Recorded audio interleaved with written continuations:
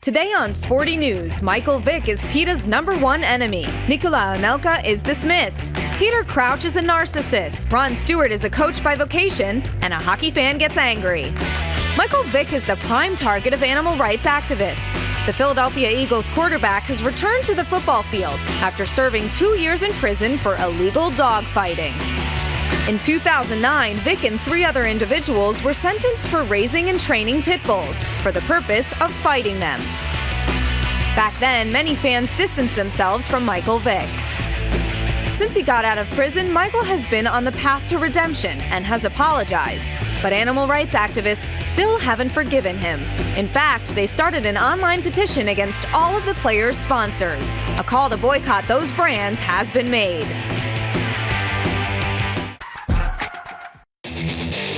L'Equipe newspaper 1, Nicolas Anelka 0. Over a year after the 2010 World Cup, a decision has been reached in the libel case filed by the former French national team player against the Sports Daily. The court found the newspaper not guilty, concluding that the reporters on the scene had simply done their job. A little reminder, Nicolas Anelka told off then-manager of the French team, Raymond Domenech, during halftime at their World Cup match against Mexico. When the paper splashed his insult across the front page, Nicolas sued it. The highly offensive comment made its way around the world and led to Anelka's banishment from the competition, and then to his teammates' infamous strike.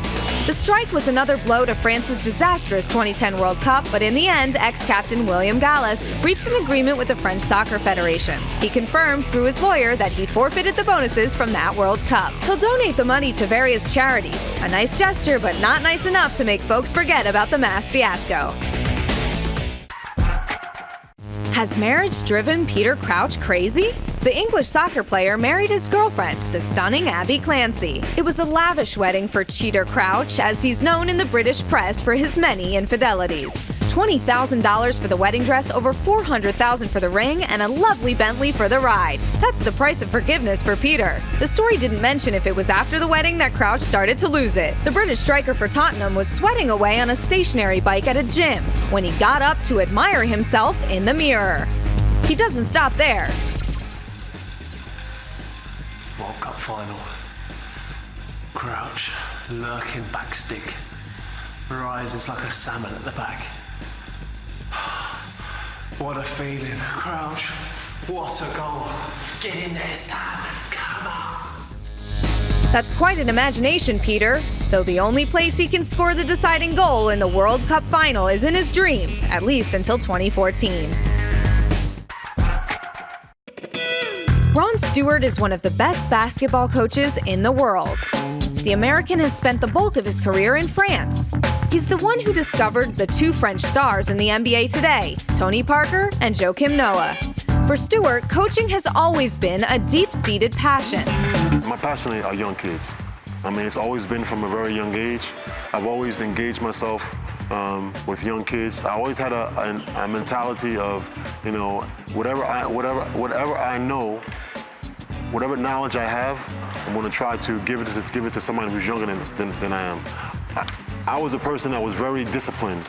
You know, it wasn't because my parents, you know, really were hard on me, or I was just, that was a gift that I had, to be very disciplined.